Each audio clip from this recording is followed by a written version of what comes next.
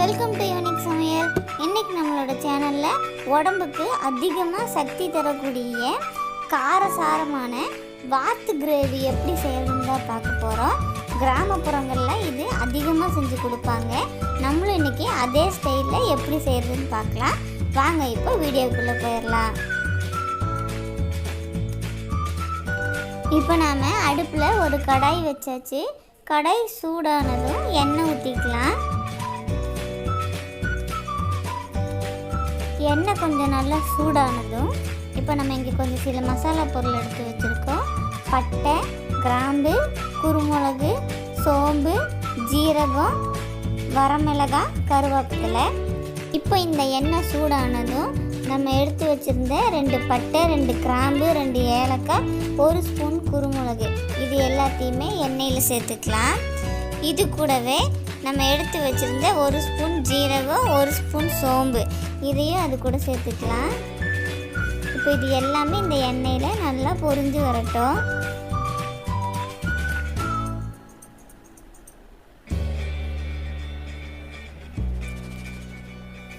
இப்போ இது எல்லாமே இந்த எண்ணெயில் கொஞ்சம் பொரிஞ்சு வந்ததும் அடுத்ததான் நம்ம எடுத்து வச்சுருந்த வரமிளகாவையும் கருவேப்பிலையும் சேர்த்துக்கலாம். 3 வரமிளகாவை இந்த மாதிரி நம்ம 2ஆக பிச்சு வச்சுருக்கோம். இப்போ இது கூடவே பொடியாக நறுக்குன இஞ்சியும் பூண்டையும் சேர்த்துக்கிறோம். இது இதோட சுவையை இன்னும் ரொம்ப அதிகமாக கூட்டி கொடுக்கும்.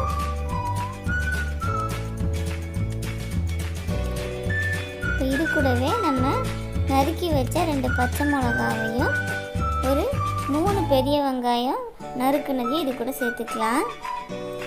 இப்போ இது எல்லாத்தையும் நம்ம நல்லா வதக்கி விட்டுறலாம்.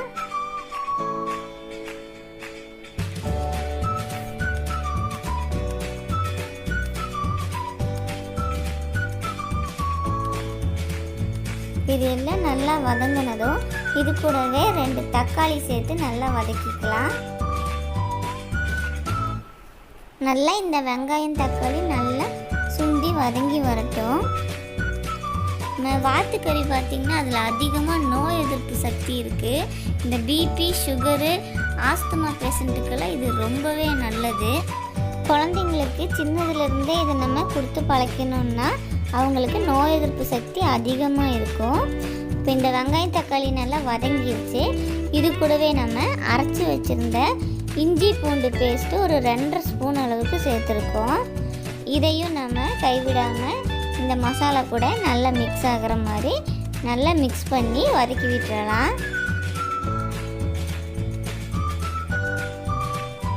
கொஞ்சம் இதில் இருக்கிற பச்சை வாசமெல்லாம் போகிற அளவுக்கு நல்லா வதக்கிடலாம்.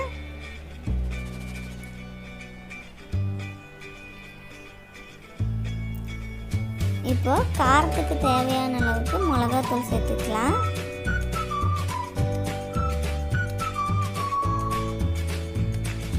ஒரு 2 ஸ்பூன் அளவுக்கு நம்ம மிளகாத்தூள் சேர்த்துக்கலாம்.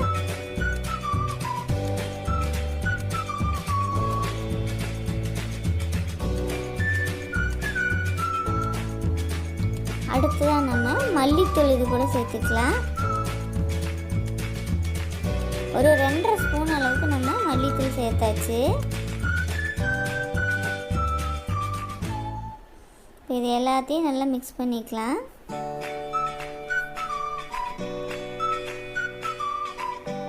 இது கூடவே ஒரு 1/2 ஸ்பூன் அளவுக்கு நம்ம மஞ்சத்தூள் சேர்த்திக்கலாம். இப்போ நம்ம சேர்த்துன மிளகாத்தூள், மஞ்சத்தூள், மல்லித்தூள் இது எல்லாத்தையும் இந்த எண்ணெயில் இருக்கிற இந்த மசாலா கூடவே நல்லா மிக்ஸ் பண்ணி நல்லா வதக்கி விட்டுறலாம். அதுக்கப்புறமா நம்ம இது கூட தண்ணி சேர்த்துனா போதும்.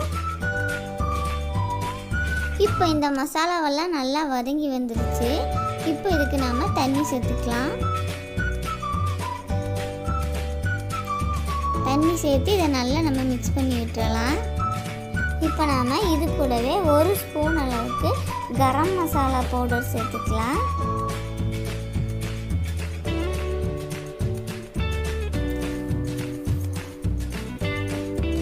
இது எல்லாத்தையும் நல்லா மிக்ஸ் பண்ணியாச்சு. இது நல்லா ஒரு கொதி வருது. இப்போ நம்ம வாத்துக்கறி நல்லா கழுவி க்ளீன் பண்ணதுக்கப்புறம் மஞ்சள் போட்டு நல்லா கழுகி வச்சுருக்கோம்.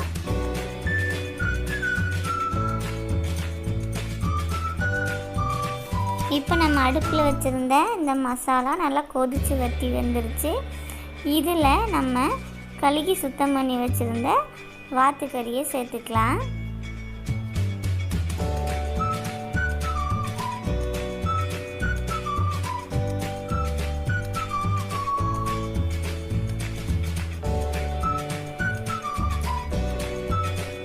இப்போ இந்த மசாலா இந்த கறியோட எல்லா இடத்துலையும் நல்லா படுற மாதிரி நல்லா மிக்ஸ் பண்ணி விட்டுறலாம்.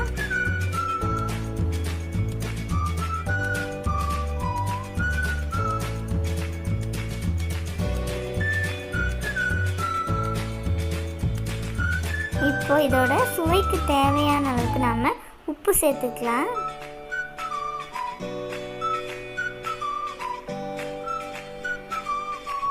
இந்த வாத்துக்கறி நம்ம அடிக்கடி இந்த முறையில் வச்சு சாப்பிட்டுட்டு வந்தோம்னா சளியே பிடிக்காது. இப்போ இதில் இந்த கறி வேகிறதுக்கு தேவையான அளவுக்கு கொஞ்சமாக தண்ணி ஊற்றிடலாம்.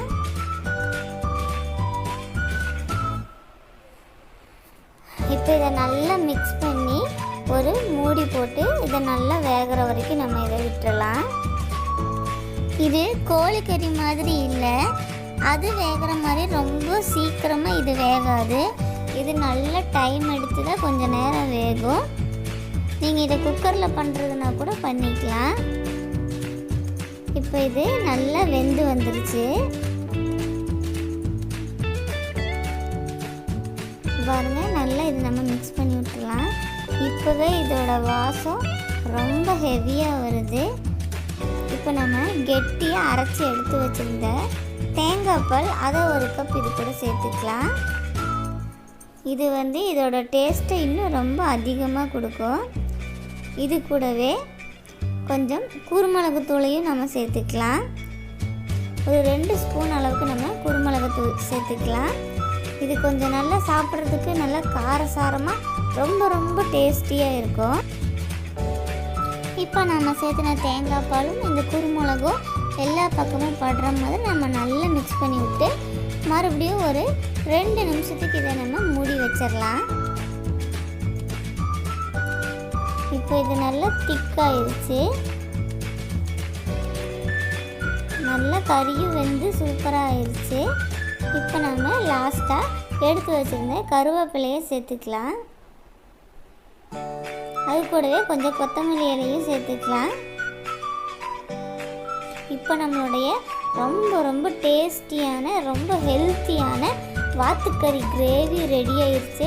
நம்ம இது எதுக்கு வேணாலும் சைட் டிஷ்ஷாக வச்சு சாப்பிட்லாம். ரொம்பவே டேஸ்டியாக இருக்கும். சாதத்து கூடவே சாப்பிட்லாம். சப்பாத்தி நான் நம்ம எது கூட வச்சு சாப்பிட்டாலுமே ரொம்ப டேஸ்ட்டாக இருக்கும். ரொம்பவே டிஃப்ரெண்ட்டாகவும் இருக்கும். இது உங்களுக்கு எல்லாருக்கும் ரொம்ப பிடிக்கும்னு நினைக்கிறேன். நீங்களும் கண்டிப்பாக உங்கள் வீட்டில் ட்ரை பண்ணி பாருங்கள். இப்போ இதை நாம் ஒரு சர்விங் பவுலுக்கு மாற்றிடலாம். இந்த வீடியோ உங்களுக்கு ரொம்ப பிடிச்சிருக்குன்னு நினைக்கிறேன். பிடிச்சிருந்தா மறக்காமல் லைக் பண்ணி ஷேர் பண்ணுங்கள். நீங்கள் இன்னும் யூனிக் சமையல் சேனல் சப்ஸ்கிரைப் பண்ணாதவங்களாக இருந்தீங்கன்னா கண்டிப்பாக சப்ஸ்கிரைப் பண்ணிடுங்க. இந்த மாதிரி நிறைய வீடியோ உங்களுக்காக காத்துட்ருக்கு.